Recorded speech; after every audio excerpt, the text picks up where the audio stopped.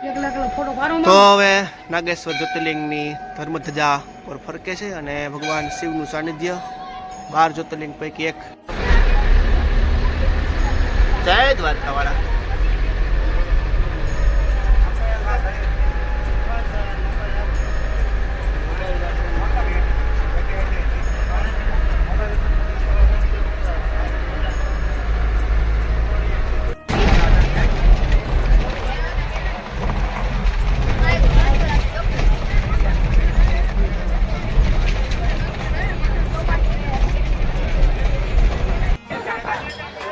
जय भगवान महादेव.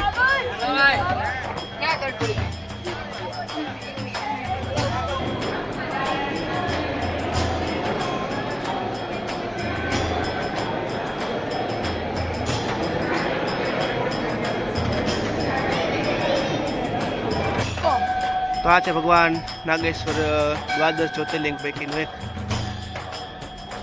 જે દેખાય તમને.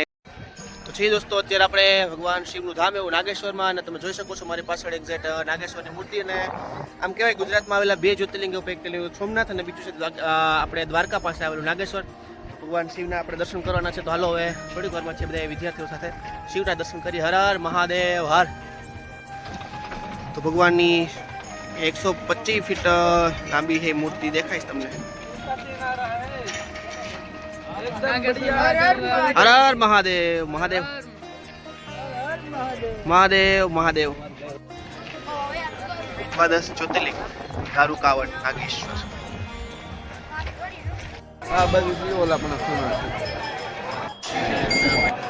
ભગવાન શિવનું મંદિર એટલે કે નાગेश्वर ज्योतिर्लिंग 12 ज्योतिर्लिंगમાંનું एक.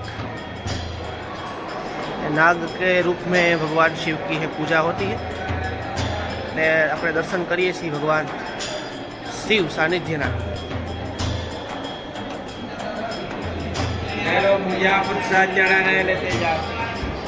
भगवान शिव मंदिर ने स्थान नागेश्वर ज्योतिर्लिंग जेने कही शकाय.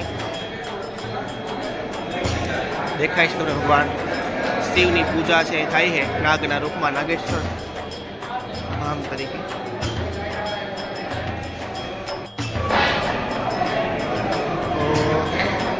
શિવજીનું ધામ અને ભગવાન મહાદેવ, ભગવાન શિવનું ધામ અને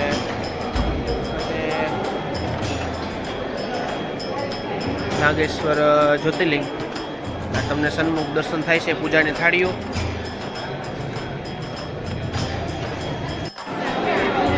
નંદી મહારાજ અને અખંડ જ્યોત.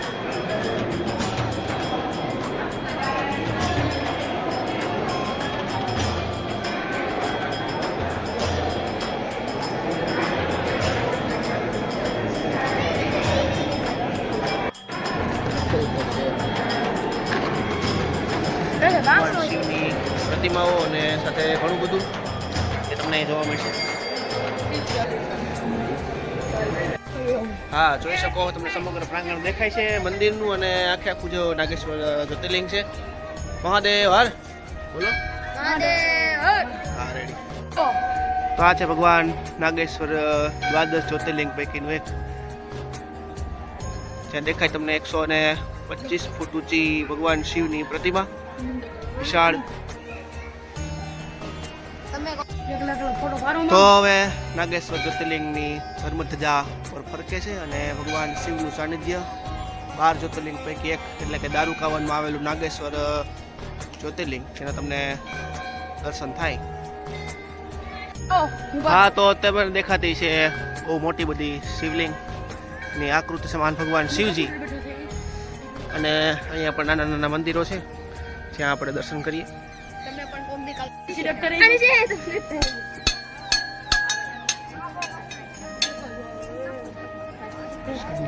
શનિદેવ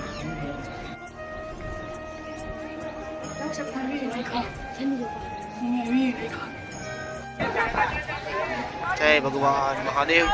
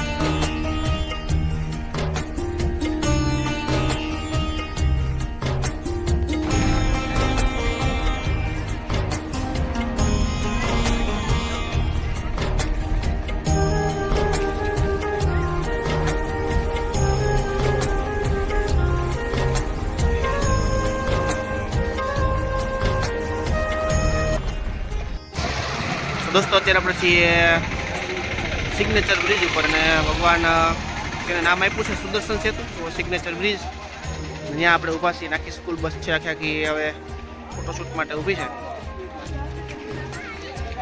તો દોસ્તો અત્યારે આપણે છીએ દ્વારકાનો જેને ફેમસ કહી શકાય એવો બેટ દ્વારકાનો જે છે એ બ્રિજ એટલે કે સુદર્શન સેતુ જેને નામ આપ્યું છે ભગવાન દ્વારકાધીશને એટલે કે દ્વારકા અને બેટ દ્વારકાને જોડતો આ પુલ ને સ્કૂલની બસ સાથે આપણે આવી ગયા હતા.